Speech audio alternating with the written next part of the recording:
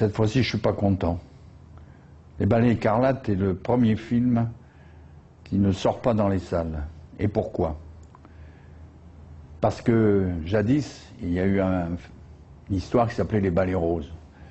L'aide de camp du général de Gaulle convoquait des adolescentes dans un pavillon de chasse et organisait des partouzes. Ça a défrayé la chronique, mais curieusement, la presse à l'époque n'en a pas beaucoup parlé. On a mis tout sur le dos du recruteur, qui est une espèce de Mac, et finalement, les hommes politiques s'en sont sortis, personne n'a été condamné. Et quand j'ai regardé les journaux de l'époque, je me suis aperçu que personne n'en parlait. Aujourd'hui, nous sommes devant une recrudescence de la pédophilie sur les enfants. Les Balais roses, c'était des petites jeunes filles, c'était déjà pas bien. Mais là, il s'agit d'enfants, quelquefois de 6 ans, de 3 ans, que l'on viole pendant des espèces de réunions, et non pas par un sadique, un malheureux malade forcené qui a perdu la raison. Non, ce sont des gens tout à fait normaux, qui occupent généralement des postes très importants parce qu'ils sont obligés d'acheter ces enfants pour une soirée, par conséquent de donner de l'argent ou aux parents ou aux recruteurs. Et c'est souvent des enfants de pays étrangers qui sont en France, quelquefois en clandestin. D'autres fois, ce sont carrément des fils d'ouvriers, même quelquefois des gens beaucoup plus importants. Et ça m'a dégueulasse. C'est dégueulasse. Et je ne sais pas, j'avais vaguement traité ce sujet dans Le Témoin, que vous avez vu dans ma collection. C'était Philippe Noiret qui était amoureux d'une fille de 12 ans qu'il assassinait, mais c'était un cas très particulier. Ensuite, je m'en suis occupé dans Noir comme le souvenir. Une petite fille qui avait été enlevée, comme celle qui vient d'être libérée, qui s'est évadée après 8 ans, où elle était séquestrée par un type qui s'est suicidé. Ça s'est passé en Autriche, elle est à la une des journaux aujourd'hui. J'avais traité ça un petit peu comme ça, des petits cas. Mais là, devant ces réseaux qui comprennent des notables, des gens que nous côtoyons tous les jours, des gens qui logiquement ne sont pas fous. Alors là, ça m'a vraiment dégoûté. Alors j'ai fait le film, et je ne vous dis pas la fin, vous verrez la fin, elle est terrible. La fin est terrible, je crois que c'est une des fins les plus dramatiques que j'ai pu faire dans ma vie.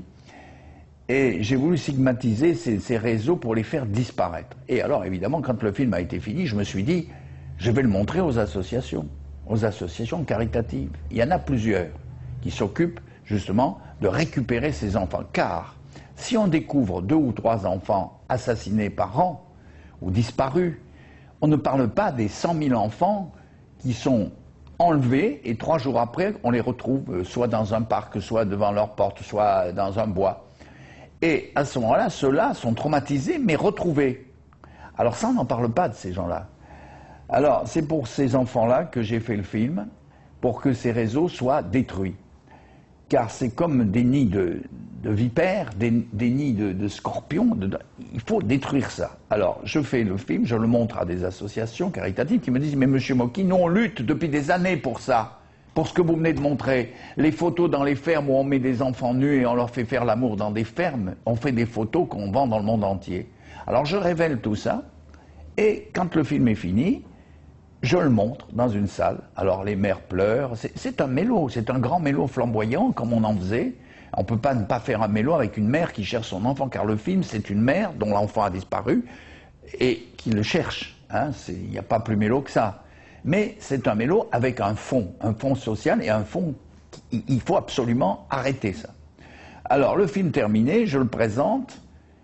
Bon, ces associations trouvent ça très bien, mais par contre, je commence à voir que des gens se détournent du film. Au lieu de m'aider à le sortir, et en plus, j'avais décidé, une fois mes techniciens et mes artistes payés, de donner tout l'argent à ces associations pour qu'elles s'occupent de ces enfants violés. Car il y a maintenant des maisons avec des psychologues qui s'en occupent après, parce qu'il faut s'en occuper. Une fois qu'ils ont été violés à cet âge-là, évidemment, ils ne sont pas bien. Hein. Et voilà que depuis, le film est terminé depuis 2004, on est en 2006, et voilà que je n'arrive pas ni à le sortir dans des salles, à part la mienne, et je n'arrive pas à en faire parler dans la presse, J'ai récemment présenté le film dans une ville de province que je ne citerai pas.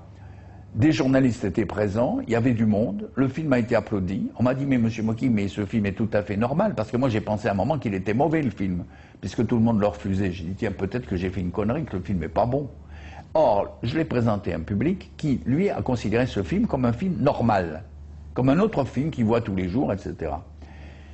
Alors, aujourd'hui, je suis en colère contre tout le monde, car si on empêche ce film de sortir, on rejoint le film de Stanley Kubrick, Les Sentiers de la Gloire, qui est resté 30 ans interdit parce qu'il racontait l'histoire des soldats français que d'autres soldats français fusillaient parce qu'ils ne voulaient pas aller tuer des gens. Il est resté 30 ans interdit. Je ne vous parle pas de tous les films qui n'ont jamais pu se faire, puisque déjà au départ, ils étaient censurés, même avant d'être faits, donc ils n'ont pas trouvé l'argent pour le faire. Alors mon film est un exemple, et ici, aujourd'hui, grâce, il faut le dire, à Jérôme Sédou, qui dirige cette collection qui m'est consacrée, il a eu le courage de sortir le film que vous allez voir là.